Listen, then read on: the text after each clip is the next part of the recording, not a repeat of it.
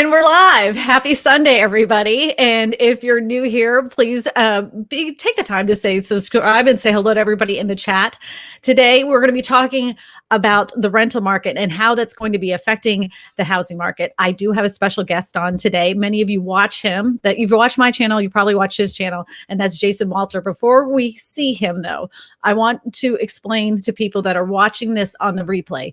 This is a live stream. Then if you're watching it after the fact, after 3:30 on Sunday afternoon, it's a replay of a live stream. This isn't a edited video. So I know I get a lot of comments that this is too long of a video, because it's not a video, it's a live stream. And I know that when you ask your questions in the chat, I can't, not in the chat, in the comment section after it's published, I can't answer them right away because the live stream's already been published. So it's not that I'm ignoring you, it's just that this is a live stream that's already happened.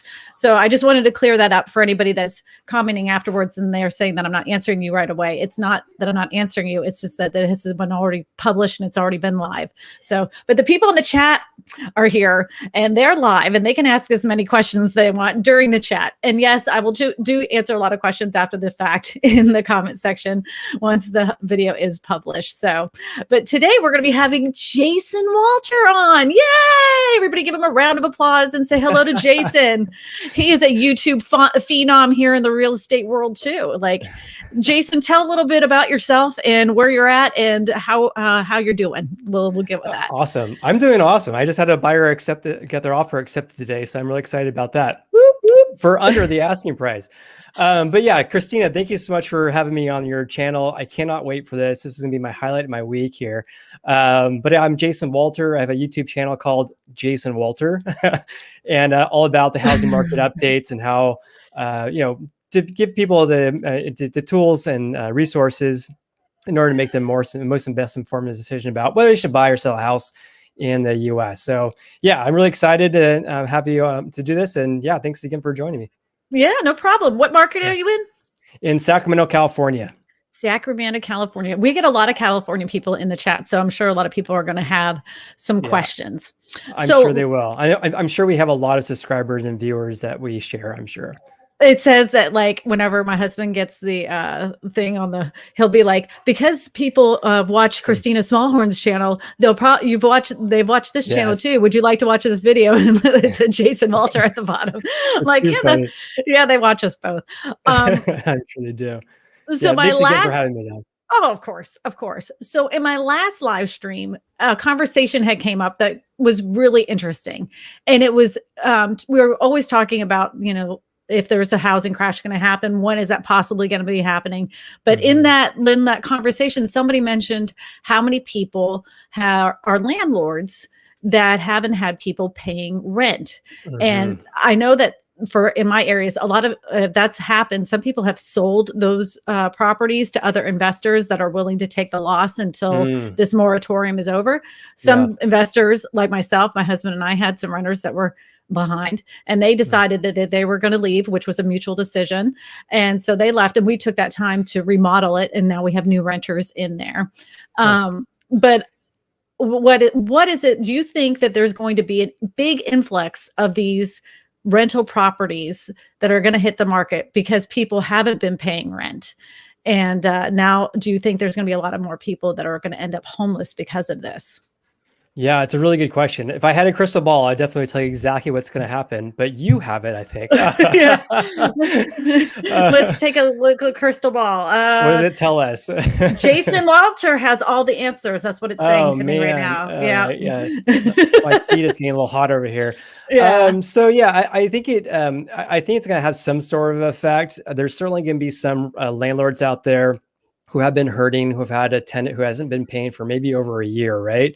And they've taken forbearance. Maybe their forbearance is expired, and they're bleeding money every month, right? So I think that some investors maybe were looking to sell before this pandemic begun, right? And so you obviously kind of have a hard time selling an investment property when you have a tenant in there that's not agreeing to pay any rent, right? And so I think that we'll have some new listings that will hit the market for investors who just wanted to sell their properties anyways before this pandemic started, but then they really haven't been able to do that because no one's going to be, well, very few are going to be buying a house with a tenant who's not paying and not cooperating. So once those people get evicted or once they move out, maybe they're looking to sell. How many? Hard to say, but I don't think that's going to be like a significant increase. There's also going to be a lot of people who are going to be evicted, I would assume. I think there's probably a lot of tenants who are not paying, who once they see the writing on the wall saying, hey, this is going to be actually our actual last extension, or this is going to be expiring at the end of September here, then they may move out before they're evicted, so it doesn't hit their credit or whatever. But in my opinion, I don't think we're going to see like a huge influx of housing inventory. I think we'll have some, but it's to be determined how many investors decide to sell their properties, because some of them can just evict and then get a new tenant in, right? So it's hard to say how many. I think there's like 8 to 12 million households that are behind on their rent. Last time I read. Yeah, but I'll tell you the thing that's the most criminal thing about all of this is that there is money that's been given to every single state that was given that has not been used to help these landlords. There's only been like 4 billion out of like this. I think it was $67 billion that were given to and divided throughout the states, and only 4 billion of that has been used to help landlords. Yeah, so it's like the Fed has done their job per se of giving the funds out to the state and local agencies, but the state and local agencies haven't gotten their act together and actually dispersing those funds. I think you're absolutely right. I read that as well. I think it was on the U.S. Census Bureau's website. I think it was where I think it was only like 2/3 of the funds have been sent to the state and local agencies, but like you said, I think like 4 billion of the whatever it is, 20 billion, 60, like whatever it is, 4.7 billion. Yeah, there you go. And so the very, very small fraction have actually been sent out for the people in need. So it's really unfortunate. It's obviously a huge mess. The process to get that money from the state is like literally like reading stereo instructions. You have to fill out this form, then you have to, mail it in here, and then you have to upload it here, and then, someone will get to you, and don't dare call beforehand. Then your file goes beyond this list. And then, they make it extremely difficult for a landlord to get their money, which is completely unfair because, you gave all these people the right to be able to stay in the house because, of this. And you said you didn't have to pay rent. But, what are these landlords supposed to do? And there was a safety net that was put in place. And the state's going, no, we're not going to let go of this money. No, you just got to do a lot of jumping through a lot of hoops before you get it. Hold on. I know. And it's not, we can't even blame one state. Like every state has their own little set of like, I don't know, we're just not ready to let go of this money just yet. Give me a break. That money was given how long ago? It's been a while now, and then they still don't have. It was the first time. It was the first run, the very first run, and then more money was added to it the second time around. True. Yeah. Right. It's a mess, to say the least. And then. Just like your channel, I'm sure you've been reporting about all the extensions too. I mean, it's been extended so many times. I know we're talking about like kind of a new moratorium with the CDC, but this is basically an extension of what was enacted from the CARES Act in March of 2020. Right. And I mean, completely understandable. If you can't go to work, then you can't pay your rent. But like the renter, the people the landlords need to be paid. Like you can't just do that.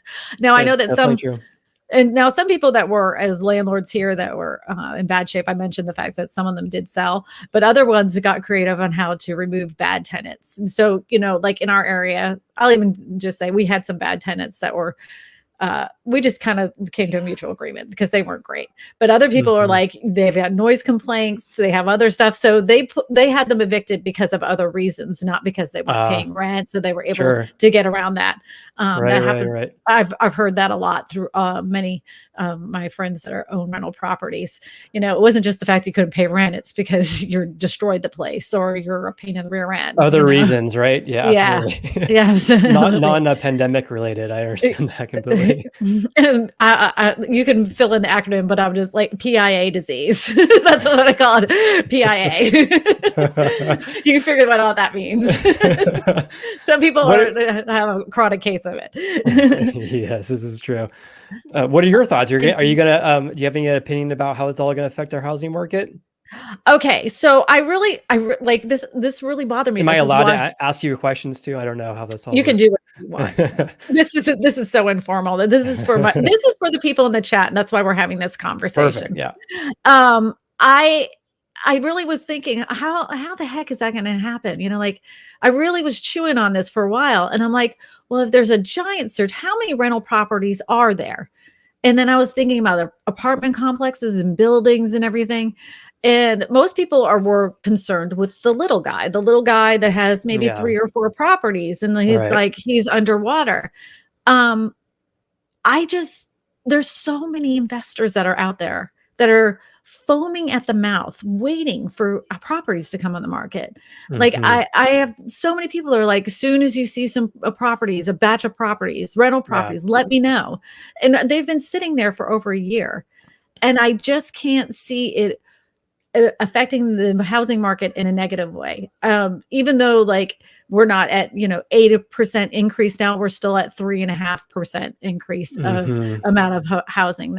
Whatever, it doesn't matter. At this point, we're still short a lot of freaking houses, and the builders Yeah. have slowed down again building Yes. houses. So Yes. I it j- I the I mean, the rate of increase probably will not be the same as it was in 2020. And, we won't see an 8%. We will see a 3%, whatever.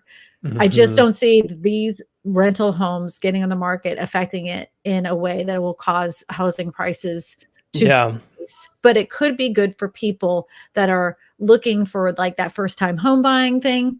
Like they're looking for their first home. They know they're going to have to do some fixing up, some new carpet, what we call lipstick on the pig. This could be helpful to those people that have been sitting there waiting, wanting to use like an FHA or, one of those FHA Or yeah. government loans or something like a renovation loan type thing. Oh, I So this see. could be 203K. Yeah. 203K. Thank you. Yeah. Yeah. No worries. I was thinking, I don't know why I was thinking 103K. That's why I'm like, I'm not even gonna throw out the number You at until least I need get this 403K or 401K. or 401K. That would have been worse. Yeah. 203K, No, what loan? yeah, you bring a valid point because the inventory is so low. I mean, I think we're at like 1.2 months, 1.3 months or something like that for across the nation. And really need to see that number to know have a balanced real estate market of like 4 to 6 months. And then Yeah. beyond 6 months, it's a buyer's market. So if we had a huge amount of housing inventory hitting the market and also just on the as inventory right now, and we had another huge influx of inventory, then you're talking about potential crashes. But we're starting at a very, very low point. So an increase of inventory, if it's not like a ginormous amount, it's going to be gobbled up by the buyers who've been waiting to get a good deal. Jason, when this first all started, and I've said this many times, and if you go back through my old videos, you can see that I had said this, but I was extremely concerned with what was going to happen to home prices Mm, once this pandemonium started. This was before they had come out with the moratoriums. This was before like they really had anything set in stone. And I'm yeah. like, once this is over in a few months, home prices are going to tank. There's no way that people are going to want to go through people's homes that are possibly Hmm. infected with some kind of crazy, who knows what disease. Like Yeah. this is going to really hurt our housing market. And I made videos about it. I get guff to this day about that. But how is it again? Don't have one of these. Let's pull that out. I don't have one of these crystal balls. But at the time, I was like, I had lived through that last housing crash. And I'm like, Hmm. I don't need this thing. I already know exactly what's going to happen. But because they kept extending those moratoriums and, not just for rent, but for mortgages and everything until this Hmm. day, you could still file it and still get an additional 6 months to not pay your mortgage. Yeah. You know, Right. I don't think we're going to see the full effects of what this really did to affect the housing market for another like 2 to 3 years. And Long that's time. Yeah. You bring up excellent point. I mean, I wouldn't be too hard on yourself because who would have ever predicted we've had record high home prices after this pandemic started, right? Last year. So, gosh, I mean, no one predicted that. And Mhm. then you're right with the forbearances, people who have a legal right not to pay their mortgages when they reach an agreement with a loan servicer. If you have a loan backed by Fannie or Freddie, you still can enter into an initial 12-month forbearance period, and there's no deadline set for that whatsoever. There is a deadline set for those who have a FHA, VA, USDA loan. They have until September 30th to enter into initial forbearance. So these forbearances are going to be around for a long time because there's no deadline for Fannie and Freddie, which is a vast majority of the loans out there. And they, like, at first it was June, then it was July, then it was August, now it's September. They just keep doing it. They just keep, they keep just, and it's like, how many more of these videos can I make? Because they just keep doing it every single month. Man, I made so many of those videos. I know, but then it makes you feel like you're a liar, because then when you get in your comment section, people will be like, last month you said this was ending and you lied. And it's like, I didn't lie.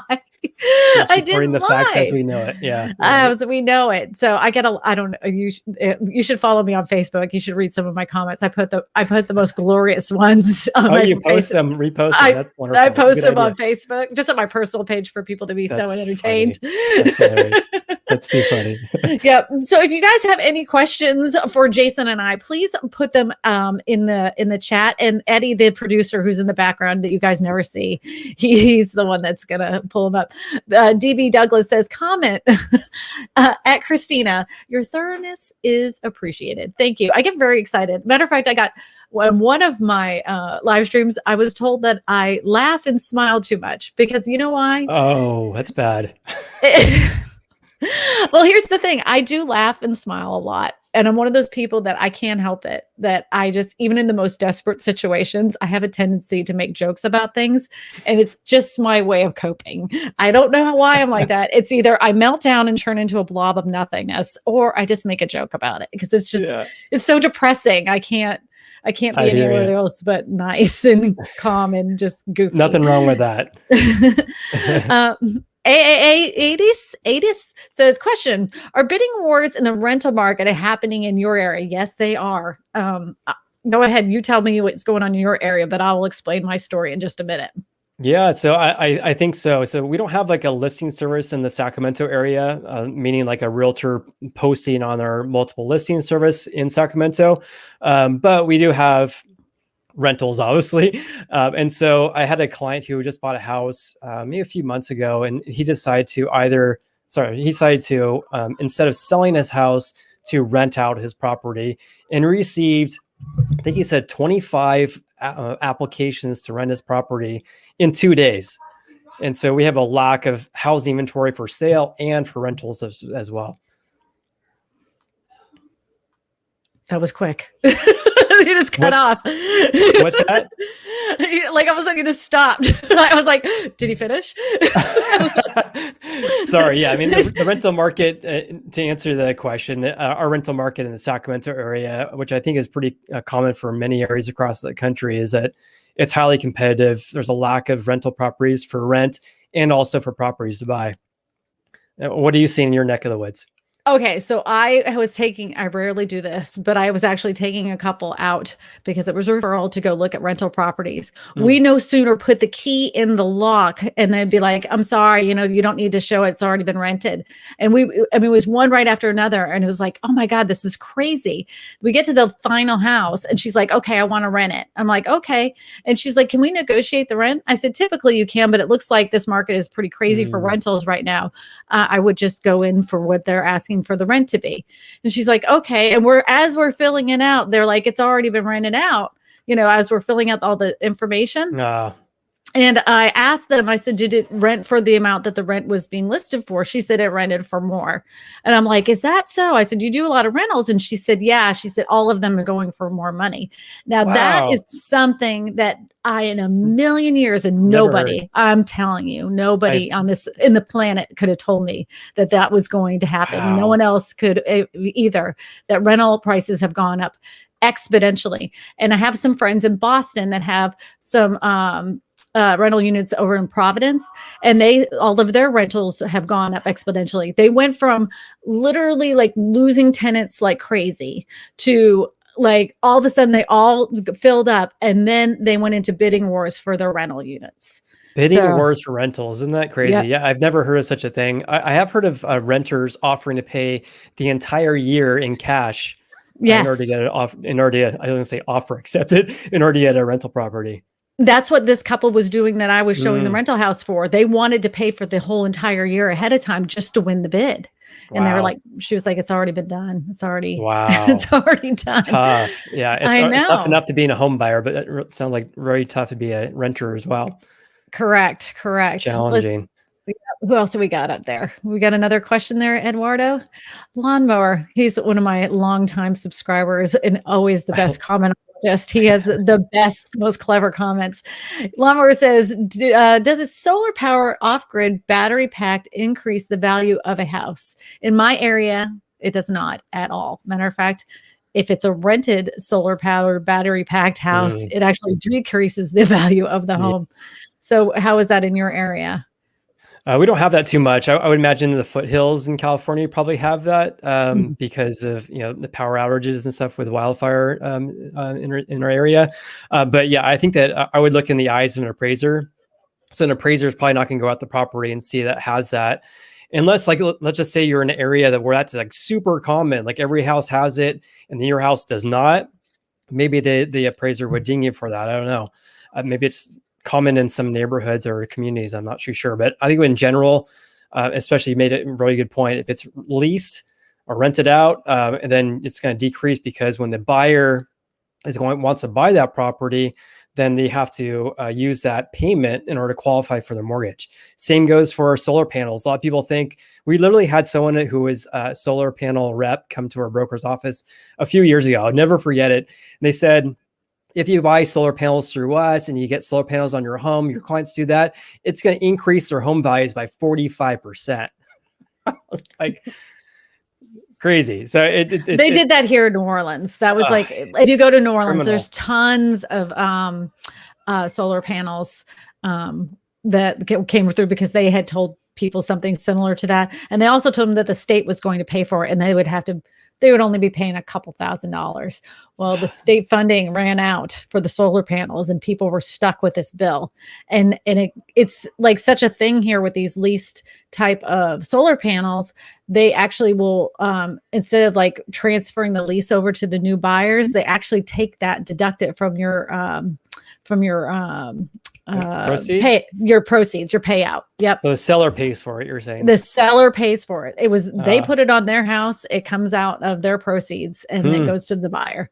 Interesting. In my neck of the woods, if it's like, I don't know, Tesla or what do you call it, a Solar City, then usually the buyer assumes the lease.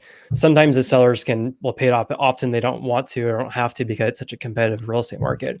So the new buyer has to assume that the lease for the solar. Well, and I think because the housing market the way it is right now, I think a lot of times when they're bidding, it's already kind of written in there that like the reason why you're paying so much more is to get rid of this solar panel lease that I decided that was going to make me so much money. Right. Now, I will say one thing here that does add value to your house. It may not be as much as you invested in it, is a whole house generator, because we have hurricanes that come through here. Oh yeah. Interesting. And I love my whole house generator.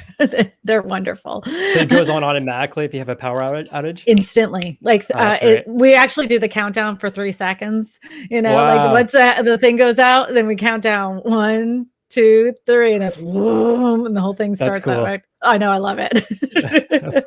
We don't have that so much here, but I can see why you need it over in your neck of the woods. Yeah, but that doesn't really help you in the rental market, that's for sure. So don't put solar panels on your rental unit. If anything that's going to break in a rental unit, don't put anything extra like a solar panel that's going to cost you a lot. Fully agree. They look at the number of bedrooms and bathrooms and location. Yes. Yeah. I mean, I guess if you're trying to advertise for low bills and everything and you have the solar panels, I guess that would be something, but it's just one more thing you have to fix and repair. It's definitely true. And you're probably not going to get more in rent for it. Yeah. And I can tell you right now, if anything's going to go wrong with a rental property, it's always when you're on vacation. It sounds like you speak from experience, Kristina. Oh, it could just a little bit. I don't have a lot. We have a couple of rental properties, not anything big. All right. Throw up another question there. Is selling the only way to purge squatters legally? It depends on your state. Every state has got a different law when it comes to squatters. California has the harshest laws for a landlord to remove a squatter. Yeah. the hardest. Now, Louisiana is a little bit easier. You can go down to the justice of the peace and talk to them and get anybody pretty much out of your house for just about any reasons. So Eddie just pulled up this, do you have squatters' rights? The property owner must wait for an order of the court sanctioning the removal of squatters. And if the owner takes any step without this, then it may lead into punitive costs such as legal fees incurred. If you own a home that has squatters and is trying to sell it, some options can come to your rescue. So yeah, again, that depends on your state. Some states won't allow you to do that, but it just depends. Have you ever showed a property when there's been squatters inside? No, I've had people run out of a house when I came in. They're like, but I don't know if they weren't there long enough to know if they were hanging out. Now I've seen some that were like, they were just awful houses to begin with. Oh, yeah. I sold a house that was $7,500. So you can imagine what this house was like. And yes, it had $7,000. $7,500. It was not okay. Just imagine what that kind of house looks like, and just picture imagine. It was just picture it. And so, anyways, yes, that had a squatter that was living there, had been living there full time for about 2 years. They were able to get yeah. But I mean, again, it was. Whatever. CC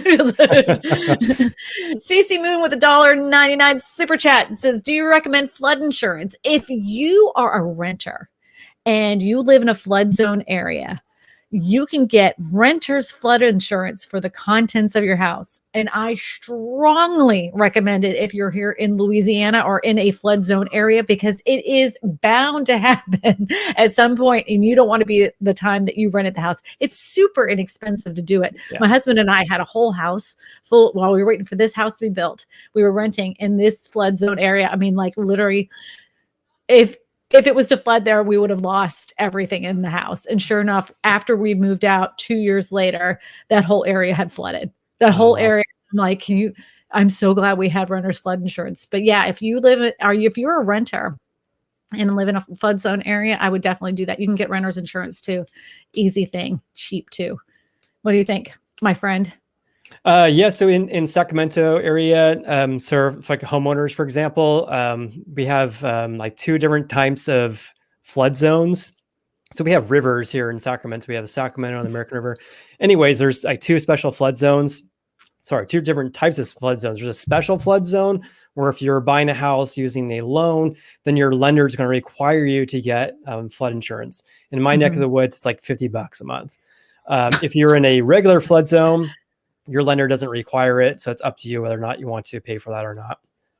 So the whole state of Louisiana is a flood zone. I don't know if you know that, like 3/4 of it is under sea level. Right. Yeah. And we have what they call flood zone X, which would be considered like not a flood area that would require flood insurance. But if you did get flood insurance, it's pretty much around $600, not anything too expensive. Per year. Yeah, per year. Yeah, per year. Right. And that is not attached to your mortgage payment. You have to pay that separately. Now, if you're in AE like flood zone or A or E, like your flood insurance could be all over the map as far as expense, and it's super expensive. It can get really high. Oh, interesting. Look, here it says renters may be able to purchase flood insurance policy, says the Federal Emergency Management Agency, FEMA. A renter's flood policy may be applied to up to $100,000 in coverage for belongings damaged by flood, helping to pay and replace items like furniture, electronics, clothing owned by the renter, for example. Yep, that's what we did. That's exactly what we did. It was $100,000. Interesting. Yeah. And I had renter's insurance on the stuff that was in that little house, and we had a storage unit, and I got renter's and flood insurance for the storage unit as well. I was afraid. I had these, I don't know. Sometimes I sit, I don't know if you're like this, but I'll sit at night and start imagining things that are like not even going to happen, but they could possibly happen. So I might as well insure myself for it. That's what insurance is for, peace of mind. So you actually can sleep at night. Yeah, I know. And then the one time I let it lapse, I let my flood insurance lapse. We had 6.5 inches of rain that was coming up our driveway here. And I was like, and this area is like the highest, like basically like a mountain in Louisiana. I'm kind of joking. 2 feet. It's like, it's way higher. Like there's no water around here, but we had 6.5 inches that fell at one time. Wow. And I'm like, our backyard was filling up with water. The drainage couldn't keep up with the backyard.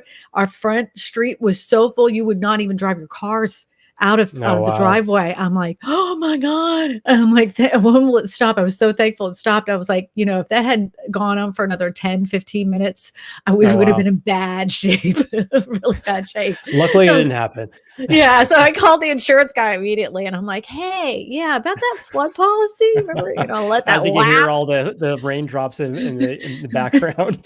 He's like, "You're my 13th call today," and I'm like, "I figured." Right. All right, that's enough about the flooding. Let's get into the next question. Lineage says, "Can people be evicted once the lease is over, or is the only way people can be evicted is by selling the property?" If the lease is over, they have no rights to the property anymore. There's no eviction. They just are removed. They Maybe have she's no, saying if the lease is over and they're just staying there, not leaving, then maybe that's the question. I'm not sure. yeah, because then they're a squatter, and that's a whole different type of spiel there. Yeah. But you can sell a property with tenants in it. There's no law here in Louisiana. I don't know about California, but there's no law here that says that because you have tenants, you can't sell the property. Yeah. And so in Louisiana, when you sell a property that has tenants in that's tenant occupied, then does the new buyer have to honor the existing lease? Correct. Yeah. Yep. Same here in California. Yeah. I think that's pretty much like every state. I can't imagine. I would assume so. Yeah. I would assume so. If I would think back to my real estate class where you had to do the little flippy card things in order to remember those terms, I'm pretty sure that was the one that was on there that said, yeah, the new owners assume the lease of the tenants. It makes sense. CC Moon with a $4.99 super chat. Thank you, Moon. Says, what is your number one advice to people after they pay off their mortgage? What's your number one advice? What's your number one? First thing that comes to mind is that you had a mortgage payment for probably 30 years or 15 years or whatever it was. Take that mortgage payment and invest it every single month. And I say, get yourself a HELOC loan and buy yourself some rental properties with the equity in your current home in order to have more income earning properties that will build. So you're actually making money and getting money as a check, not only paying off the mortgages to your rental properties, but also giving you an income. That's what I would say. Leveraging your money at its finest right there. Yeah, there you go. That's how you do it, baby. Well, rates are so low. I mean, it makes sense, right? I mean, how many people can invest their money and earn a higher than 3% return? Just about anyone. Yeah, well, yeah. You're not going to get it in your savings account right now. Not in your savings. Yeah, that is right. 0.1% or whatever it is. It's crazy. I don't even think I think it's like 0.03%. Every time I'm like, I look at it, it's like, you've earned 25 cents. I'm like, wow. I'm not going to spend it all in one place. So glad you saved it, huh? Yeah. Angela the vegan says, questions. Are sellers trying to sell rentals because they can't collect rent right now with the moratorium? Or do you think they're just trying to sell their problem tenants to somebody else? I have a theory about this, but you go ahead with your theory first. Theory. Friend. I don't have a theory about this. So I'm just kind of winging it here. So trying to sell rentals because they can't collect rent right now.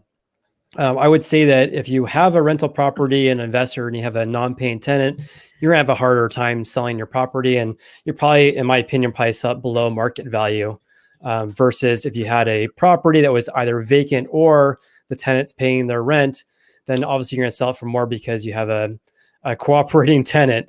And so I don't know any stats regarding how many people are actually selling the properties that have a tenant that's not paying. But yeah, I would say that if anyone's selling that has a non-cooperating tenant, they're probably going to be selling below market value because the buyer pool is smaller. What's your theory about this though? Some of my investors and people that I've spoken to that invest not only in Louisiana, but all over the country are knowing that they're going to get the most market value that they've ever could have possibly gotten for their rental units. So the fact that the tenants aren't paying isn't even the big deal. It's the fact that they know that they could take the equity, this big, large cap of equity, and put it into another market that would even make them more money. So that's why they're doing that. I've had lots of people leave Louisiana and head to Missouri. And a lot of people have been buying in Kansas City, Missouri.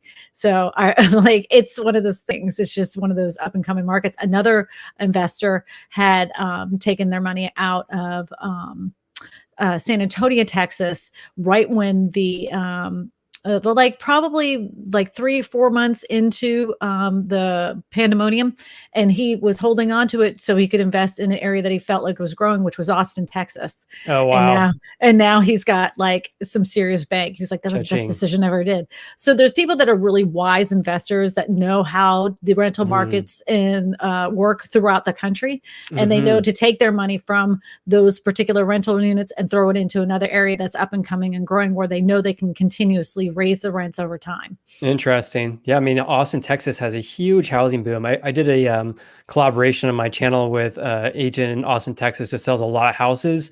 And the latest stats at the time was home prices up 42% in 1 year in Austin. Was it Jeremy Knight? It was, yeah. Jeremy Knight is like my bud. Awesome. That's cool. He's a cool guy and super knowledgeable. I really enjoyed doing the collaboration with him. Learned a ton on that when talking to him. A little side note, I taught him how to do YouTube. Oh, no way. That's awesome. That's cool. Yeah, a long time ago, like before like all the stuff. I'm like, this is how you do YouTube. You're not doing it wrong. Well, you'd be the one to ask. Miss 125,000 subscribers. This is remarkable. It's awesome. Oh, well, it was a slow road at the beginning. I'm not gonna lie. I think everyone has a slow road. I mean, that my viewers when I started my channel like almost 2 years ago was like, my mom, my wife, and then my mom and my wife. So I got like 4 views at least per video. I think my first video had a whopping 7 views, and 3 of them came from family members. And I think the other people just felt bad for me. That's funny.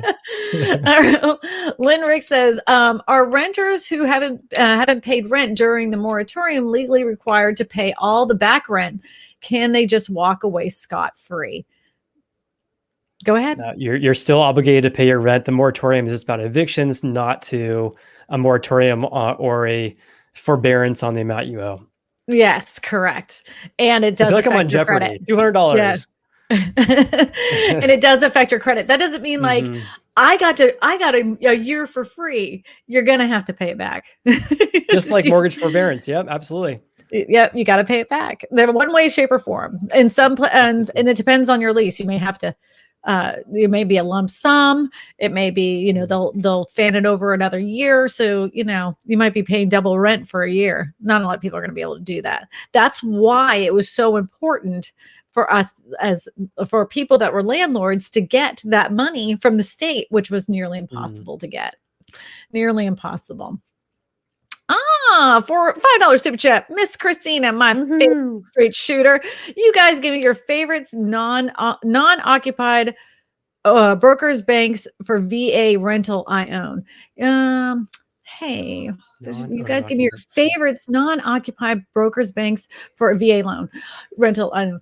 Okay, if you're looking for this, the best person to talk to about this, and he was on a couple, is Malcolm Lawson. So why don't you email me at info@KristinaSmallhorn.com. That's with a K, Kristina, Smallhorn, SMALLHORN.com. Email me there and I will connect you with Malcolm Lawson, because he would be the best one. He is a veteran of the Air Force, and he would be the best person for that kind of information, especially around the country, because honestly, there's lenders everywhere. And I wouldn't like my favorite lender, but I'm not sure if they're in your area, is GMFS. Do you guys have GMFS there? I haven't heard of it. Doesn't mean it doesn't exist, but there's a lot of lenders out here.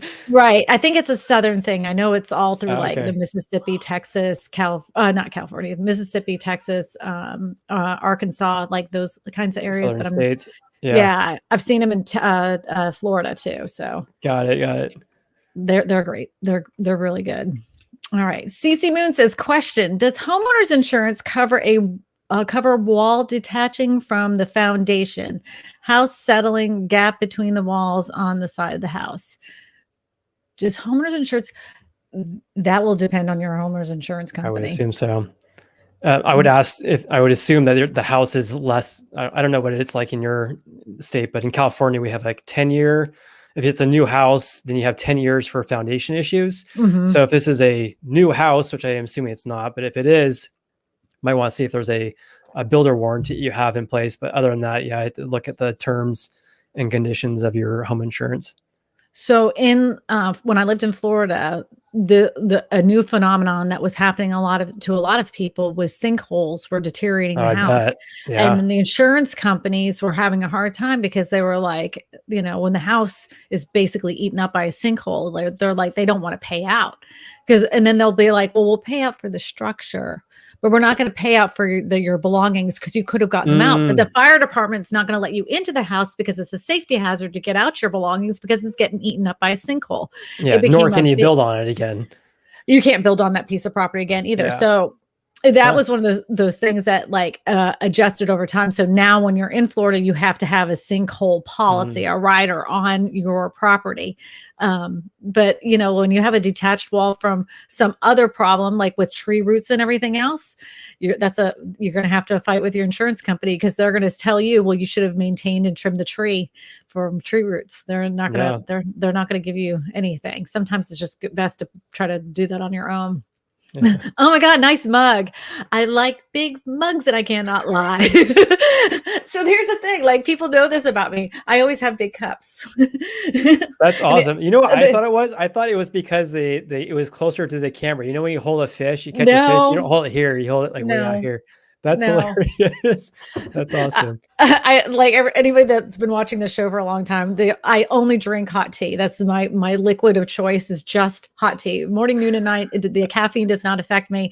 It is hot tea. So I put 2 large tea bags in here, and it's a hot tea. That is amazing. That's probably the largest mug I've ever seen in my entire life. That is amazing. That's awesome. I'm going to tell your wife you've been looking at my mugs. That's good. Mark Sequence, a long-time subscriber, says, Kristina Smallhorn, is it our destiny to always make the joke, especially when it's sad and painful? Come on, Mark, here's the deal. I'm not belittling anybody's financial situation. I'm not trying to make a joke out of their financial situation. All I'm doing is trying to just be myself. And sometimes it may seem off-putting to some people the way I react to some questions, but I always am just trying to have fun. That's it. It has nothing to do with me trying to belittle anybody in their situation. And actually, if you've watched any of my content, I am extremely, extremely empathetic to people looking for affordable homes. And I help people find affordable home options through my whole entire channel. It's all about finding affordable housing options for the most vulnerable people in our community. So there's that. Amen. Brian Thomas says, question, if I am able to move to a state with lower cost of living, will it help my chances of being able to purchase a home? So it depends on income, right? Right. Your DTI. So, yeah, exactly. So if you have work at home arrangements, you're going to get paid the same amount as you would if you live in Bermuda versus Austin, Texas. Then having your payment being less is obviously it's going to be. Oh, sorry. Let me read this question again. The cost of living. Yeah. So it basically depends on your income, basically what it comes down to. If your income is going to go down because you're moving to a more affordable area and getting a job that's going to be paying less than you pay now, then hard to say, right? Right. Well, my husband and I moved from a more expensive area to a less expensive area. And our debt to income actually worked out better because we could afford more of a house here in Louisiana than we could in Orlando, Florida. I felt like I won the lottery when I won here. When I came in, they're like, you can buy this house for $250,000. I was like, oh my God, I can't believe how big it was because there were like little shacks in Orlando. It was just amazing. If you can work remotely and work in an area that's less expensive to get yourself an affordable home, there's people that are doing that throughout the United States. A good chunk of people are leaving California because it's so expensive, and they're buying themselves a McMansion in Austin, Texas, or in Colorado, or in Orlando, Florida, and they have Utah, Boise, Idaho. Yeah. And not only like, and they're increasing those home values throughout the United States because they are moving. It's a smart thing to do. It's a really smart thing to do, especially if you just want yourself a nice area to live in, a better home than you could have purchased in an area that was much more expensive. Yeah. That's what bigger house, bigger lot, all that stuff. That's what happened with a lot of snowbirds. I mean, they lived up in, where I'm from, Plymouth, Massachusetts. They lived up there. They had, their house that they had for years. They sell that for $675,000, and they moved down to Florida, and they were like, "Whoa, this is amazing!" Like they couldn't believe it, and they just sold their like $1,200 little cottage, and now they're buying themselves a little, a huge house in Florida. It's amazing. So it's amazing how it's affected our housing market in general. Because I mean that. Before this pandemic, we had people who want to live close to their work, and now they can work from home. They can live wherever the heck they want, and their commute's 20 feet in their underwear, right? Versus like an hour drive or wherever they're going. So in Sacramento, we're seeing a lot of people moving from more expensive areas like the Bay Area, like San Francisco, into Sacramento because home prices are like a quarter of what it is in the Bay Area. So we're seeing a lot of people moving to Sacramento. So I have a question for you, because it's like, before I forget, because you have people that like are in, like, let's just say the entertainment industry, or in their servers, and they're doing all this kind of stuff. It's very expensive to live in your area. And I know rents have to be very expensive. What do people do? Because I know I've like looked at Venice Beach, and people were like, we can't afford to live here, so we live out of our car until we can save enough money to be able to rent something. Wow. So what is it? What do you guys do? What do people do? What do people do that have just, in your area? Like, what do they do to rent there if they can't? Yeah, it's a valid question, because having like your own place and you're working, let's just say minimum wage. I mean, that's like it doesn't really, there's no checks and balances there. It wouldn't work for them. So I think that probably people that have a more lower wages live in area, or live in houses where they're sharing space, right? So maybe they have roommates. So that's why I'm assuming is probably what's happening. Oh, so they would get like an apartment and rent out each room, so they're allowed to sublet. Is that how that works? Well, yeah. I mean, it depends on what the lease agreement is. I mean, I'm looking back at college, for example. We had, I don't know, I can't remember how many people had on a lease, but they would allow us to sublease it, and then you just have multiple people living in there. We had a house that had like 4 bedrooms, had like 8 people living there, and so I think that a lot of people are probably doing that with a lot of people living in one house or apartment, or whatever. Of course, abiding by the lease agreement. So that's why I'm assuming it's probably happening. But it's a big problem, to say the least. Yeah. Like I know that like in LA, you can have what they call like granny flats, or the little tiny homes in the driveway. Do they allow that in your area? Yeah, it depends on the area. So, yeah, some of them, like my neighborhood, they allow them, but they limit the square footage of them. I think it has to be like a less than 1,000 square feet or something like that. But in California and like in Sacramento, they've taken steps to make it easier for people to add ADUs. But the only downside, of course, is the cost associated with that. It's so expensive to do that, especially with construction costs right now. Tell everybody what an ADU stands for. ADU stands for. Oh, accessory dwelling unit. So an in-law unit. So any like a unit attached to your property. Maybe it's above the garage, or you have like a in-law unit in the backyard. Just a secondary dwelling on a property. I think in LA, it has to be under 600 feet or 500 square feet. I think that's what it has to, in order to be in the driveway. And then like you have to have like a parking space. Some places are like that in LA. Yeah. Yes. Yeah. So you have to really follow the laws. Somebody told me that in order to have their ADU accepted, they went through about 2 years of paperwork and permitting and permissions to finally get it, ready for rentals. So. Yeah. And then the cost of actually, if you have like, let's just say you want to build a in-law unit, the cost associated with that is astronomical here in California. So it often wouldn't make sense to even do that, because the cost associated with doing that, you're not going to really get back it, or it's going to take many, many years to get your money back. Yeah. Yeah. Well, the person that I know that did this was building it for their mother, and then their mom had passed away. So then they were like, we already are halfway done. What are we going to do? Oh, geez, that's sad. I'm like, rent it, rent it, make some money, And he was like, yeah, I guess you're right. So they did. They ended up renting it. So, all right, question. I have 5 rental properties in Sedona, Arizona. Oh, lucky you. Beautiful. Would it be more profitable to change from a yearly lease to become Airbnbs? And he says, I adore you, Kristina. Well, I adore you. I appreciate you coming on every Sunday and hanging out with me and having these conversations about real estate with all sorts of real estate agents through the area. What's your opinion? And I'll give you mine there, Mr. Jason. Yeah. So in general, usually investors can get a lot more for their income for as an Airbnb, a short-term rental versus a long-term. It depends on the area, right? But it could be upwards of like 3 times or more of what you're going to receive. The only downside with Airbnb, you have a lot of turnover, right? So you have someone coming in, going out, so you have to figure out how to coordinate that. Obviously, you have to have a cleaning person come in every single time they move. So the actual work involved in doing Airbnb obviously is a lot greater versus having a long-term rental. So yeah, in general, though, you should be a lot more profitable doing Airbnb as long as the area allows it. Exactly. You have to make sure that your area allows for Airbnbs because a lot of people were starting to put them in here in New Orleans, and then the hotel industry put a big ban on that. They put the battle axe, and we had all these condominiums coming up, and all these condominium places were basically selling them to investors for Airbnbs, and the hotel industry went, not so fast. So then they changed everything, and then they're all sitting vacant. You can see the construction work just kind of. Oh, geez.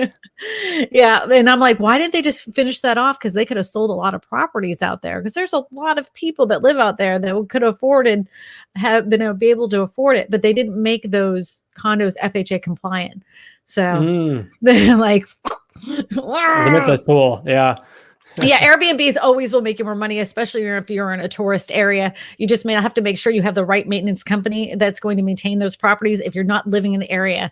I always live really close to my rental units because I don't necessarily like to pay maintenance companies because I've heard nightmare stories about people that are supposedly, checking on your properties and fixing things. And then you go and visit your property and you're like, what happened here? Man. Yeah. So if you are doing this, make sure you work with a company that's very reputable, that has some really good recommendations, and you could speak to other people that have worked with that company that's managing those properties. So it's just a little side note there. For sure. Yeah. That decreases your amount of work you have to do. And then some management companies do short-term rentals too. Yes, they do. They do. Question. OG Kush 617 says, do you suggest buying a first home now while the mortgage rates are low, or wait to see where the market goes? If yes, do you suggest a multifamily or single family unit? Go ahead, Jason. This is you, and then I'll give you my 2 cents. Yeah, I've never received this question before, so let me try for this out. It's a common question. I totally get where people are coming from because we're seeing that home prices are at record highs, right? I think they're in the nation. We're at like the 4th record high per the National Association of Realtors, right? Which is going to be released on say July stats next week. So we'll see what happens with that. But anyways, because mortgage rates are so low, it's the main reason why home prices are so high. Plus inventory being so low, and so when everyone asks me, "Is now the time to buy?" It's not really up to me to tell you whether you should buy or not, because I don't know your circumstances. And so I tell people that buy when it's right for you. Make sure you have a solid job. Make sure you have an emergency fund that you would have even after you buy the house, job security. And then you have plans to live in the property, or at least to own the property for at least 7 to 10 plus years. If you come to me and say, hey, Jason, I want to buy a house in Sacramento, but I want to move in next year maybe, and I want to sell it, I would tell them just to rent. It's really impossible to know what the housing market's going to do in the short term. So have long-term time horizons. So that's my answer. And that's my opinion. So when it's right for you. I concur with all of that, but I want to add the one last thing. He says multi-unit or single family. Multi-unit. Multi-unit all the way, because of the fact that the person renting in next to you that you're living in one unit and they're renting on the other side, they help offset your cost of your mortgage. So yeah, absolutely a multi-unit. And you can use an VA loan if you're wanting a VA loan. You can use a VA loan for a multi-unit property. And so, you win-win. VA loans are very good if you have the ability to get a VA loan and do that. You have an investment property and you can use your VA loan. Well said. House hacking at its finest. I wish absolutely. I did that back in the day. And so, the thing is that like my parents are like a different generation. And when I told them like this kind of stuff, they literally talked my husband and I out of doing stuff like that. And then when we bought our first rental properties, my mom, the whole time, she was like, you're just going to be throwing money down the toilet. Renters always ruin all your properties. You're going to regret that decision. Now you got another one. Oh, you are going to regret that decision. And then I'm like, hey, Mom, you remember that property? Remember that one? I'm like, look how much it's worth now. Yeah. She's like, yeah, but how many times did you have to fix it up because of bad renters? So I'm like, oh, moms.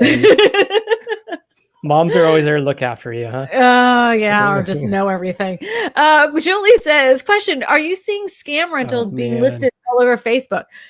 Not only Facebook, Craigslist is the world's worst. Facebook would be the second one. I've even seen it on Zillow, where basically, and I'll let you talk, Jason, but I got a little passionate about this. They will take a picture of a house that isn't even listed or sold months ago. They'll take all the pictures from the inside and the outside.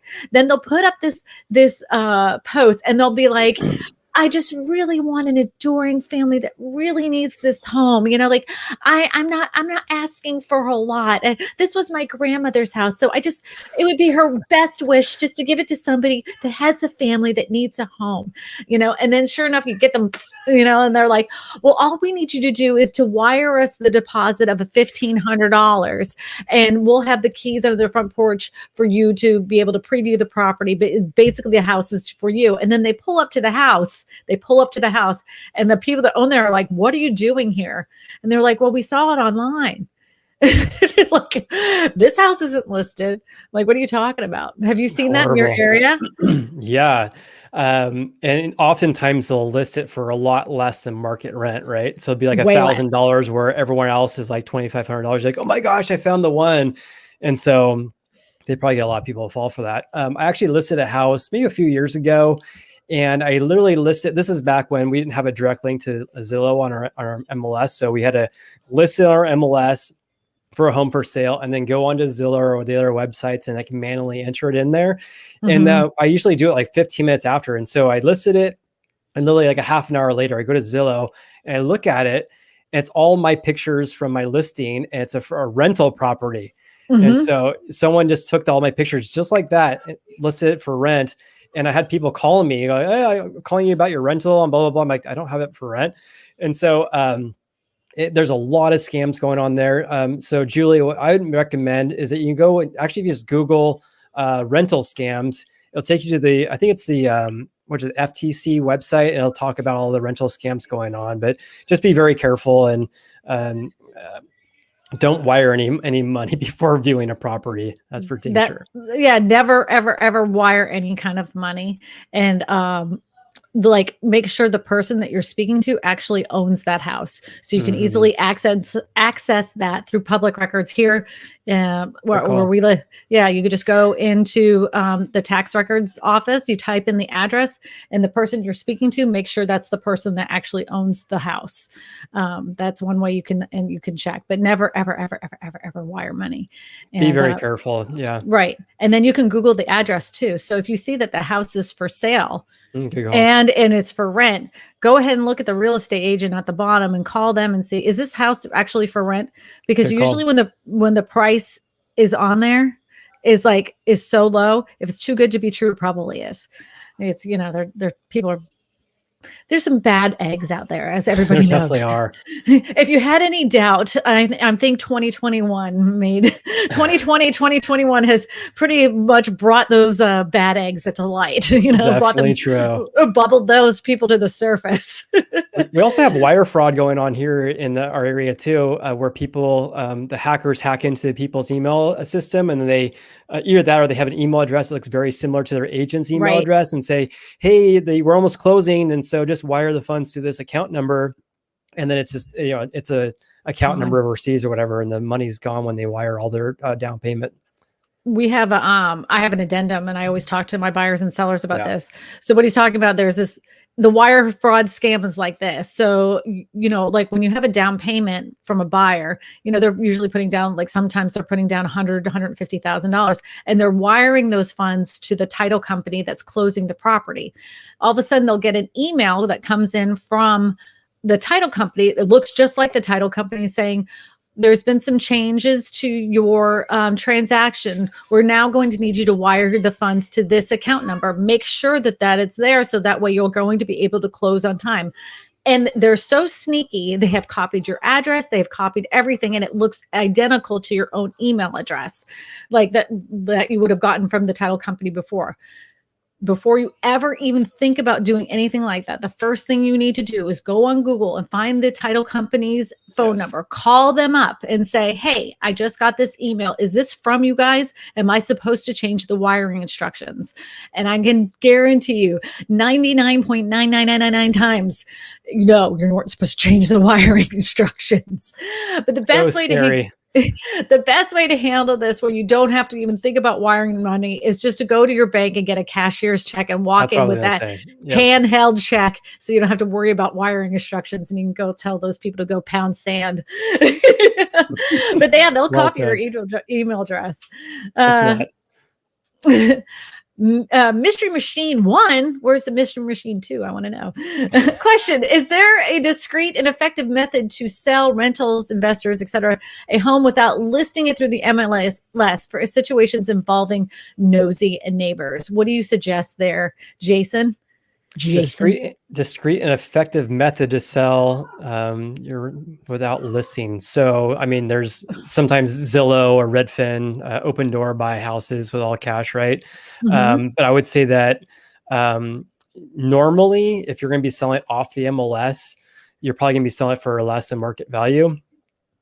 Chances are, because if you are selling on the multiple listing service, that's the primary source of where it gets syndicated to Zillow and Redfin and all the other websites, right? Realtor.com. And so you're going to be increasing your chances the best by having the largest buyer pool possible, right? And that is dispersing it all over the internet. And so typically you're going to get more for your house if you list on the multiple listing service.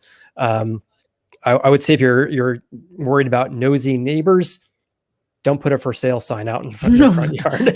I don't think they're going to. We used to be able to do something called pocket listings here, where we would have them just in our office. To do that too, yeah. Yeah, but we're not allowed to do that anymore. Really? Okay. We're not allowed to have that anymore. But you can have like an exclusive right not to put on the MLS, but it is in your office where you can have, where someone comes in and says, hey, do you have any rental or, investment properties? They say, yes, they're in here. But we can't kind of hold them back here and say, well, only for our buyers. It just, I don't know. I don't know how it really works, because I don't deal with pocket listings at all. It's been one of those taboo topics that causes a big controversy. There's some people say they're not right, and some people say they're just perfect. So I would speak to a real estate agent that has a lot of investors in their pocket that would say, hey, I got an investor for you. That they sell a lot of rental units to investors. I would call that person up and say, hey, I want to sell this. Do you have any investors that would be interested, and see what they have to say? Yeah. That's agree. What I would do. You concur? Jason, would you tell me if I was wrong?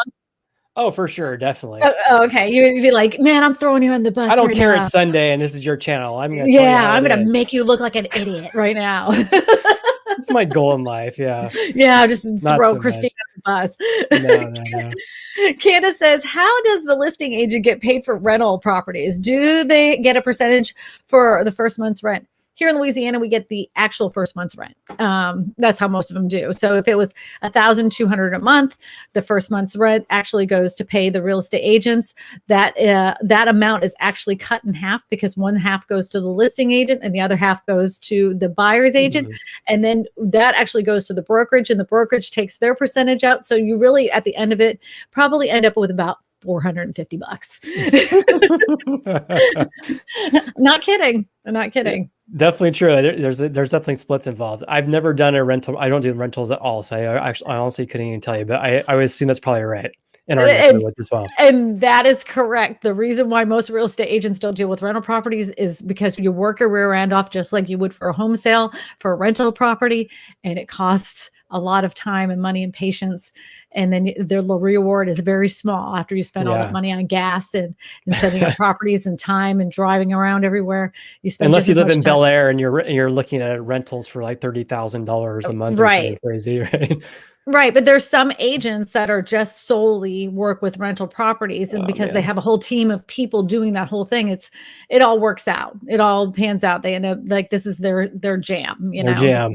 Yep. That's what they enjoy doing, and they can have at it. And a lot of times that's what I do, is just, hey, have you called such and such? This would be the person that would get you the best rental property. There you go.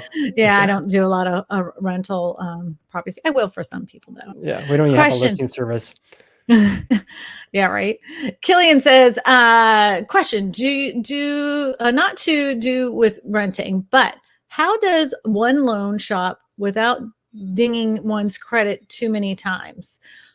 Well, I know in my area for home loans, it's kind of like they understand that you're shopping rates. So your credit score, even though it may be down, it isn't really necessarily affected in the cost of your interest rates, because they know that you're shopping rates. So even though the score may be down, it's not really affecting your overall loan. Your debt to income is more important. How does that work in your area? Yeah, I think that's true. So usually a lot of people do shop around, right? So they look at multiple lenders. And so the lenders are going to see that you applied for X, Y, and Z. And so it's probably have very little bearing on your score. But if you're doing that over like a 3-year period, you're doing it every single month, that may look down, maybe frowned upon with lenders. But if you're looking, hey, I decided to buy a house this summer, and so now I'm going to shop for lenders, it's totally normal for people to do that. Mm-hmm. They're used to seeing 2, 3, 4 times being pulled by different lenders, because that's exactly what you're doing. You need to shop the rates to see who's going to give you the best loan package. Definitely true. And I will tell you this: if you do find a lender and you end up liking that lender, but their rates weren't as good as that lender that you really didn't like, but they had the better rates, take those rates that you got from the lender that you didn't like and bring it to the first lender and say, hey, look, I don't really like these people, but I like their rates. Can you match it? And in most cases, they're like, yeah, let me see what we can do. And then they end up matching it. So just know that. I'll also would ask for the rate with 0 points too. That way you can compare apples to apples, because you can say one lender will say, hey, your rate's 2.5%, but they won't tell you what that you're going to be paying points, right? So yeah, just ask them what the rate is based with no points paid. Explain what points are real quick. So points are paid. You can actually like pay down your interest rate. So if the lender says, hey, the going rate right now at par or with no points is 3%, you can literally pay the lender a certain percentage or a certain dollar amount in order to get a lesser rate. So it's called paying down your rate or paying points. Yep. Maybe you can elaborate yeah, go ahead. Discount points. Exactly. Yeah.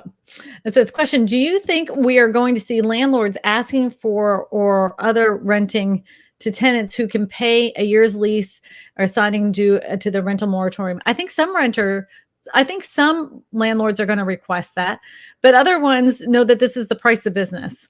And like the fair share of people that I've talked to, not the little mom and pop, not the mom and pop ones, but just the good, people that have several rental units. They were like, they kind of knew this was going to happen. They knew how to get rid of some of their bad tenants. They were willing to let some of them go. A lot of them have gone through the process of trying to get the paperwork done. Some of them got PPE loans to offset this. They also are using this as a tax deduction. So yeah, we're going to see it in some cases, but I don't think it's going to be prevalent. That would be my assessment. What do you think there, sir? Yeah, I agree. Because if you have rent, that's, whatever it is, a lot of people are not going to have like a full year to just fork out and pay for the entire year. They're not going to have the ability, or maybe they don't want to. And so I would think that people paying a for the whole entire lease up front is probably going to be pretty minimal. So landlords asking for it, I would think that would be pretty minimal as well. I don't know how it is in your market, but I am astonished in the last almost 2 years now, the amount of cash people have just laying around. Like Yeah. for years it would be like, well, we're going to need you to come up with another $6,000. $6,000. You're out of your mind. Blah, blah, blah. They never could come up with it. But now it's like, look, if you want this house, I mean, you're going to have to buy, you're going to have to bid over $50,000. And I'm sweating telling them this. And they're like, yeah, you know what though? I really want to win it. So why don't we make it a 60,000? We'll just go ahead and give them 60,000. I'm like, where is all this cash coming from? I mean, like, and even young people, and like, they're like, yeah, that's fine. I got another additional, $20,000-$40,000 cash that I can, where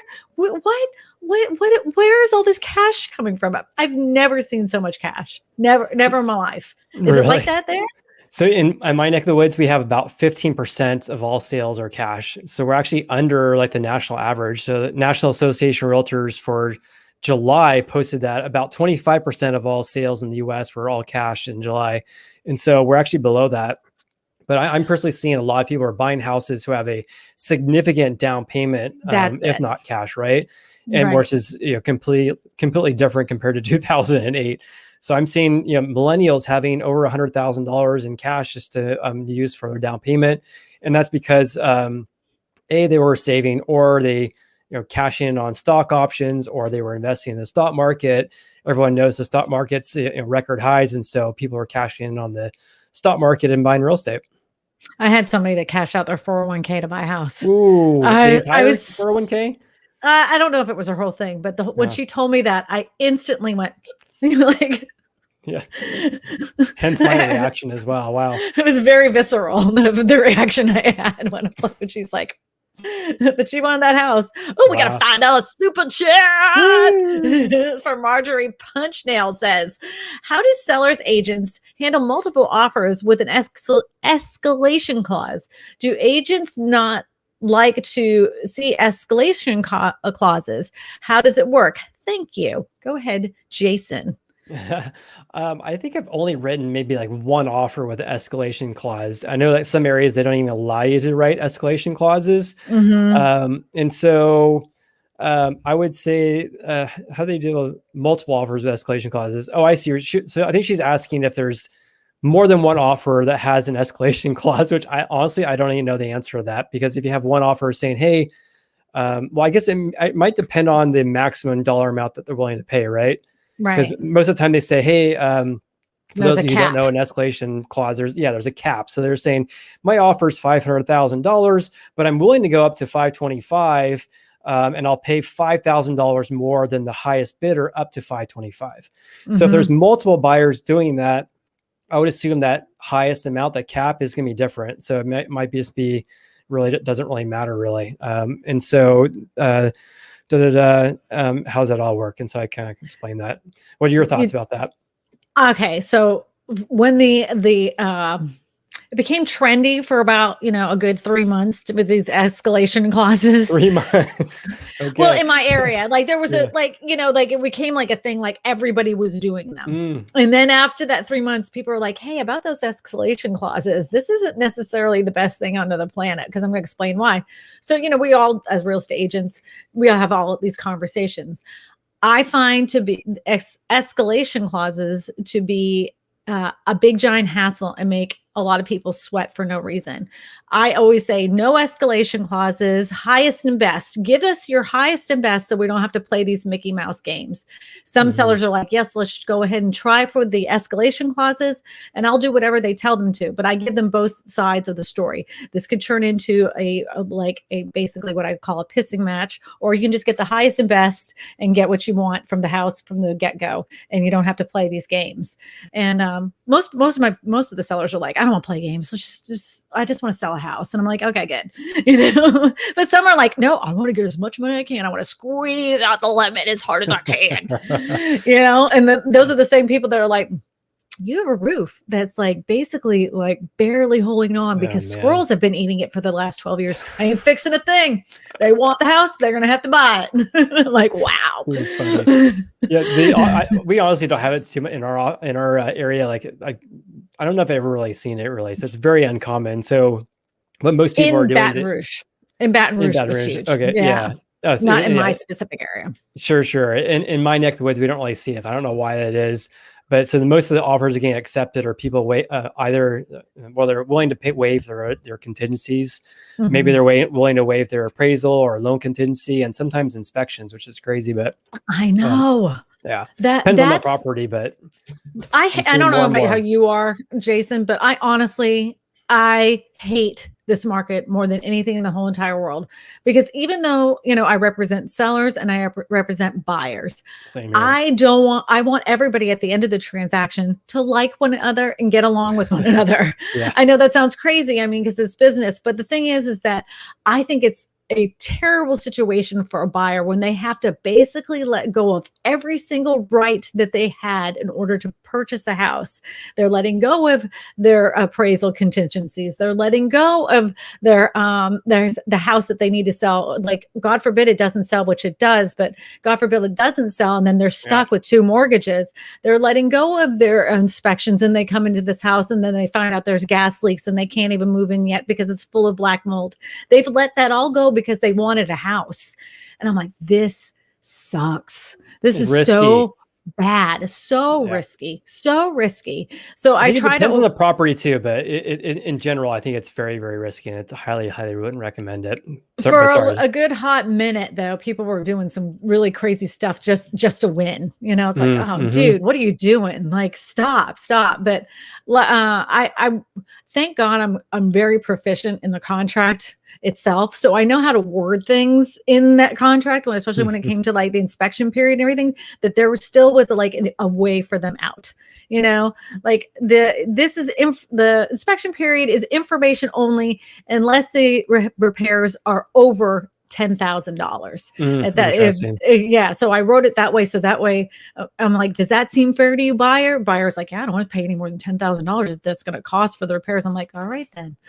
Then I'd be like, losses and risks. I think it's a good idea. Yeah. So then I'm like not sweating, like I'm not like, oh my God, I can't sleep, because I sometimes they were like, nope, I want a house. I want a house. And I think there's going to be personally a lot of lawsuits that are going to be coming up, because in like the East Bay, like east of San Francisco, like Berkeley, Walnut Creek area, just east of San Francisco, across the bay, it is entirely normal for buyers to write offers with no contingencies whatsoever. So no inspection contingency whatsoever. And then often they're not even given the disclosure packet. So when you get in contract on a property, the seller gives you all those disclosures like, hey, there's an active roof leak, or like there was a plumbing issue I had, blah, blah, blah. Any issues with the property, past and current, at least in California. And so people are writing offers with no contingencies whatsoever. And they're not given the disclosure. So I can only foresee that sellers are like, hey, do I have to tell them about the foundation issues before I list my house, or before they write an offer? No, you don't have to do that. They're writing offers with no contingencies. Don't worry about it. And then they get in contract, and then they do their inspections. I can just foresee a lot of lawsuits happening because of that. On our MLS, you cannot list a property unless the property disclosure is in there with the listing. Oh, okay. That's very good. I wish it was like that here. Yeah, you can't list a property without a property disclosure. And then if it ends up making it onto the MLS, it's already written in the contract. You have to have your property disclosure in like, we have to see it before this moves forward. Interesting. That's really good, because in California we don't have that. Like and I know in San Francisco, it's very common for people to give it, for the sellers to give all the disclosures, and then often they do inspections. Sellers normally don't do any inspections whatsoever, and you get the seller disclosure packet within 7 days of getting offer acceptance. So you're basically kind of going in blindly and then getting all your inspections done. And so if people are writing offers on, let's say, houses that need work that with no contingencies whatsoever, I mean, good luck. That's crazy. Kristina does not like that. Kristina does not like that rule at all. Kristina doesn't like that either. I wish we'd be like Louisiana. I think we can learn from you guys. Kristina says no to that. All right, do we have any more questions? Question RH has, you left Plymouth, Massachusetts? I did. I was a child. I was a small child. I was 13, almost 14 years old. It was a very cold, windy day. My parents packed up the moving truck and off to Texas we went. That's too funny. Yes, it happened. I'm not even going to try to attempt to say her screen name because I would ruin it, but I'll do the last name. Tareen says, lumber prices went down pre-pandemic prices from 1,600 now to 345. Something with the house prices might drop. No, because the prices of the houses are dictated by the market itself. Period. And that's why there wasn't so many houses built during the pandemic when it was at the height of the prices of the lumber going as high as they did, because they were like, we're not even building that many, and we're going to have to offset these prices. Well, we're going to bump up your price to exactly what the market value is. And that's what they do all the time. So a house that you would put under contract for $350,000 at the beginning of the pandemic, now the houses are worth $600,000 in the area. The builder automatically says, well, our lumber prices went up because, you saw the news, it's 300, now your house is worth 600,000, even though we're under contract for this amount of money, you're going to be paying 600,000. And if you don't want to purchase it for 600,000, we got 5 other buyers that are willing to do that. So it's up to you. It's crazy. They're not going to bring down the price because the price of lumber went down. No, indeed. They're all trying to make money. Are you kidding me? What do you think? No, you're very well said, because homes sell for what buyers are willing to pay and what a seller is willing to pay for, right? Yes. He's talking about lumber futures prices, though. And so it went up to almost $1,700 in May of this year. And now it's, I think, less than $400, less than $500. So those are lumber futures prices. Those are commodity contracts. So that doesn't affect what you pay at like Home Depot, for example, for like a couple of months, a few months down the road. And I actually did a collaboration on my channel. Have you heard of an Uneducated Economist? Simon? I did. Yeah. So I did a collab with him. He's such a knowledgeable guy in the lumber industry. But you're not going to see home prices drop because lumber prices are dropping. And because lumber prices are dropping, but a lot of the other building material prices are still going up. And you also have supply issues as well. And so that's why we're seeing such low inventory for houses, newly houses that are being built, like the construction numbers for the U.S. Census Bureau just reported just a few days ago. Right. I mentioned at the beginning of the stream that builders are still not building as many houses as they did pre-pandemic because of the fact there is such a shortage of supplies coming into our market. It takes forever. My husband was in roofing for the beginning of the pandemic, and it took forever for them to get roofing supplies. So they had a delay on jobs that were backing up because they couldn't get, it wasn't just the asphalt shingles. Then they had to wait for the roofing nails. And then it wasn't just the roofing nails. They had to, it was like the tar paper. It was always something. And it's always like that for home builders too. So that's why it's taking them a lot longer. A house that would normally take 3 to 4 months to build is taking 6 to 9 months. Yeah. And then on top of that, they're getting a contract with a home buyer, but they're not going to be building the house for like 9 to 12 months later. So they're kind of just predicting what building material prices are going to be. And so I always tell people, I know some builders are putting escalation clauses in their contract. And for anyone who has been involved with buying a brand new home for a new home development, they use their own contracts, at least they do here in California. And they're often like 150 pages versus 15 pages on buying an older house. And so you really want to make sure you look through those paperworks, or anyone's looking to buy a brand new house, make sure you look through the paperwork and see if there's an escalation clause. What that basically means is that they'll say, hey, if lumber prices go up by X dollar amount, you're going to be on the hook to pay for that dollar amount increase. And that's just a giant red flag for a home buyer, because you have no idea what home prices or what lumber is going to be, what prices are going to be down the road. And you're setting yourself up for failure. But I understand also why home builders are doing that. And I can also tell you in those 150-page builder's contract, I can tell you exactly what's in every single page. You as a buyer are not protected. Only the builder is. That's Boom. it. Yeah, that's Exactly. it. 150 pages. That's it. All comes down to one thing. You either buy it or you don't, and they just don't care. Yeah, you ask them, oh, I can't find the inspection window or the appraisal contingency in the paperwork. Oh, don't worry. Well, if it'll get appraised, don't worry about it. Yeah. If it doesn't appraise, then you can just back out. Okay, where does it say in the contract? It doesn't say it, but we trust me, we'll do it. It's and 100% accurate, Kristina. You're spot on. The builder's contract is there to protect the builders and not the home buyers, which is completely the opposite in the resale market. And then, so here in Louisiana, you have to, if you're using a builder's contract, you still have to do the state contract. But really? You have to do it to let the buyer know that there are rights to a new build home that could be used if they were using the state contract. But you're given the builder's contract right after. The builder never signs that state contract, but it's just it's basically letting the buyer know. It's kind of like you're doing a buyer beware, because this is what it could be if you weren't buying a brand new home from a builder, and this is what you're getting. This is the builder contract does not sign that the resale will not sign the Louisiana purchase agreement. But you have to provide it and have this interesting. You still send it in. You still send it in. Like you delivered it to the builder. You're letting them know that you let them know their rights as a buyer purchaser here in Louisiana. We're sending it to them. And who knows, maybe one day they'll actually sign it. You never know. Don't hold your breath, Kristina. Yeah, don't hold your breath. It might happen. Oh man, I could go on and on about home builders. Yeah, I did a video about home builders and how they lie to home buyers. I saw that was on the front of your screen, so that's a good video idea, because I have a lot to say about all that stuff. Obviously, well, do it, man.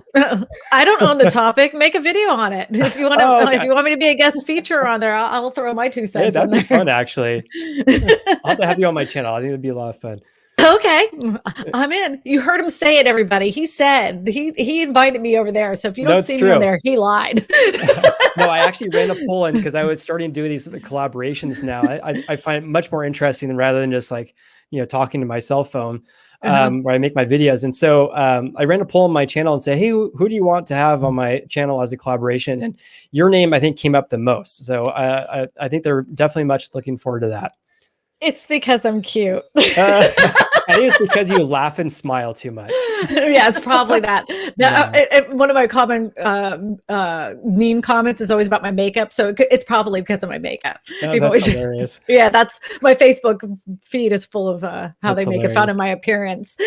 Jay Stewart says, "Can I get a loan on a home with no mortgage if my mom puts it in my name?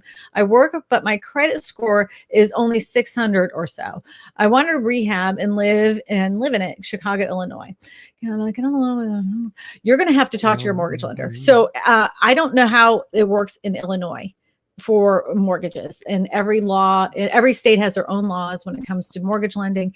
And I don't know if you're going to have to get a conventional loan. I don't know if you're going to get an FH loan. I don't know if you can maybe she can hold the mortgage, but you could be on the title. So both of you guys are on the title if anything was to happen to her, but then you would have to get a mortgage on it.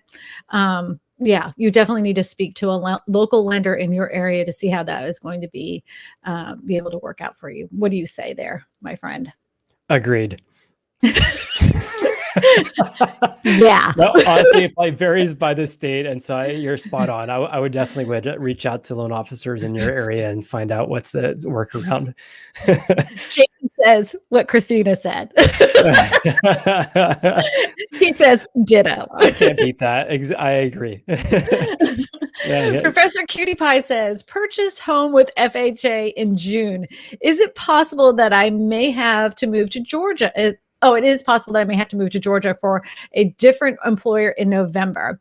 Would I be able to rent out in Maryland out an MD home and get a new loan for a new home in Georgia? It depends on your credit history, but there's no reason why you can't rent out your FHA home. You'll have to look at your terms and conditions of your loan, but I know many people that have FHA loans that rent them out. Yeah, I think it's there's like certain limitations. I think you have to live in the house for a year, if I'm not mistaken, but maybe that varies by the state. Correct. Maybe it is, I don't know. But then I think there's some exceptions though, and one of them may be a job change, right? Right. Reach out to your lender and find out. Because I know even with VA loans, you can do the same thing, the same scenario. You can just like, even though you have a VA loan, you've moved or been deployed to a different area, and now you're stationed in another state. You can keep that VA loan in that other state, and you can move to a new state and still use your VA benefits. I learned that from Malcolm Lawson, by the way. I did not know that until he was on my. Yeah. Kay Caldwell says, question: are there areas where prices are falling? Venice Beach, California. I know that for a fact. Yeah, I don't know about areas. Yeah, go ahead. Okay, so look, Eddie pulled this up. Eddie, the producer, who's also my husband, says in Jackson, Mississippi. Yeah, I know. He said yes, they're going down in June 2020. The home values were home value was $40,024. Wow, Jackson, Mississippi, $40,024. Wow, I won't. Interesting. I will say that go ahead. I was just going to say 1 in 5,400 homes is in a foreclosure. So go ahead there. So I was going to say that I'm not aware if this is news to me. I'm not aware of any areas where the home prices are decreasing. Not to say they're not happy. I'm sure they are somewhere, like this article is saying here. But the California Association of Realtors just posted July stats, and the median home price, the median sold price actually decreased. First time in 4 months. So we had home prices increase to record high levels in California for 4 straight months. And this is the first decrease we've had since, I think, February 2021, February 21. So I think that National Association of Realtors will also post that. But again, that's not home values. That's the median sold price. So we'll it's now it's not like it's 1.4 million instead of 1.5 million. Is that? Louisiana versus Gomer. No, we're a lot less expensive to live here. Sorry, I'm bud. sure. No, we went down from. It's crazy. It's like 818,000 was the record high 2 months ago, and then last month it went down to 811,000. Oh man! Yeah, wow, and that's you guys are tanking. I don't know how this in Sacramento. It's like 510, so that's why I have a lot of people are moving here. So it's an interesting concept. Oh yeah, I'm going to save $6,000. It's going to make a big difference in my loan payment. Yeah. DD1776 says, do you advise having a rental with a rental moratorium issues? Also, what are the chances of actually recouping rent not paid to you? I'd still own a rental to this day. I mean, even in the height of the pandemonium with rental moratoriums and I'd still own a rental. I would. So would I. I wouldn't, there's nothing that would, nope. Income earning properties. This is just a small blip in the grand scheme of things when it comes to owning and renting properties. Small blip, just a few months, and you will recoup that money over time. Absolutely. Yeah. I agree with you, because if you're looking to buy a rental property and it pencils out, meaning you're going to have a positive return on your investment, then why not? The chances are you're probably going to get a tenant that's going to be paying. It's not like we have everyone's not paying their rent. We obviously have a lot of tenants who care about their credit and their rental history. And so there's obviously some landlords too that are super affected by this moratorium and are hurting. But I think that's more of like a smaller amount compared to all the investors out there. So I'd say if it pencils out, go for it. I'll tell you who really got the short end of this stick when it came to all of this government aid, right? So if you had a manufactured home and you lived in a manufactured home park, so meaning you had something called a chattel mortgage or a chattel loan on your manufactured home, and then you rented the space, the land underneath your manufactured home, you didn't get any reprieve. These are the people that were the most vulnerable, that are like, some of them, especially in our area, are plant workers that, are making like maybe $30,000 to $40,000 a year, that could have really benefited from those types of programs. They didn't get 1 red cent from this moratorium. They did not get rental reprieve for their land that they rented under, and they did not get a mortgage forbearance on the mortgages they had, because on chattel loans, they're not considered a traditional mortgage. They're considered a chattel mortgage, and they didn't get anything, nothing. That's sad. That was obviously a mishap on the people who Nobody wrote thinks the about CARES them. Act. Yep. No one even thinks about it. And do you know who does think about it? It's greedy investors. So they're literally scooping them all up. You can, if you actually go into Google and look this up, they're scooping up all of these houses. They're just scooping them up because they're like, the people that own those parks, they count on the fact that the people aren't going to end up paying their rent. So they can basically get that manufactured home for pennies on the dollar. And then all they do is they rent out the manufactured home that they barely had to pay any money on. Or these people spent, let's just say $100,000, they just got for $20,000 because the bank doesn't want to hold on to them. And it's too much of a pain to try to move it off the property. It's very expensive to move those once they've been set in place. So they're stuck there. So they already know. They have a winning asset. They're counting on the fact that no one's going to pay. Sad. Gross, right? It's predatory lending. It's predatory lending practices against the most vulnerable people in society. And I think it's the most disgusting way we handle this when it comes to affordable housing options. Just thought I'd throw that out there. Totally agree. Yep. Deborah Waters says, question, I want to purchase land, home in another state. What would be the best venue to rake? What would be the best venue to rake? I want to purchase land, home in another state. Best venue to take. What's the best venue? I assume she says the location. Is that what she means? I don't know. Deborah, I'm having a hard time with your question. So this is what we're going to do, because we've been doing this for about an hour and 30 minutes. I want you to email me at info@KristinaSmallhorn.com, and give me your question, and I'll help you out. I'll talk to you a little bit further, so I know we only have a few characters you can throw in this chat. So I appreciate it. Jason Walters. Walter, not Walters, right? Totally fine.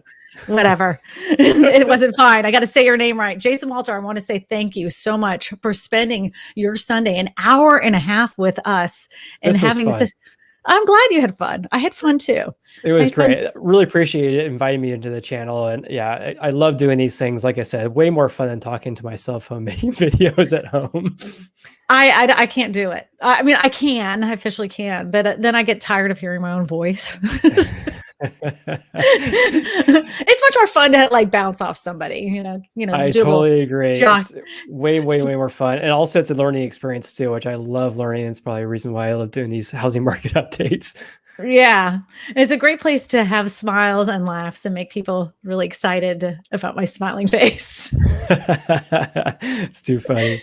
I know. Everybody, thank you so much. I will see you again next Sunday at 3:30. Eddie wants me to go ahead and look at Jason Walters' YouTube channel here. He is crushing it, by the way. He has some really good videos, and you should go check them out. He's like, look at some of these are like, what, 67,000, 80,000, 107,000? Boy, you're crushing it. I'm gonna have to start copying your content strategy. Oh, I don't know about 125,000 subscribers. I think I had a lot to learn from you, but I appreciate your compliments. Thank you. Whatever.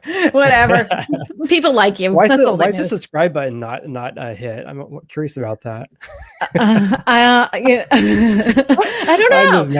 Eddie, go ahead and hit the subscribe button over there, okay? Producer. Hit the bell too. So you get hit the bell. Make sure you get all the look. You hit the bell too. Hit the all button. There we go. Now the problem solved. It's too funny. All right, everybody. Happy Sunday. Thank you so much. And if you have any questions, make sure you put them in the chat below. If you have any questions for Jason, make sure you address it to Jason. You can just use the little symbol and say at Jason Walter, and then ask your question, and then it will tag him, and he will be able to answer your question. So, say bye, Jason. This is how we do. You're gonna do this. You're gonna do this. Bye, Jason. Yeah, you gotta do a little dancing. La, la, la. And then Eddie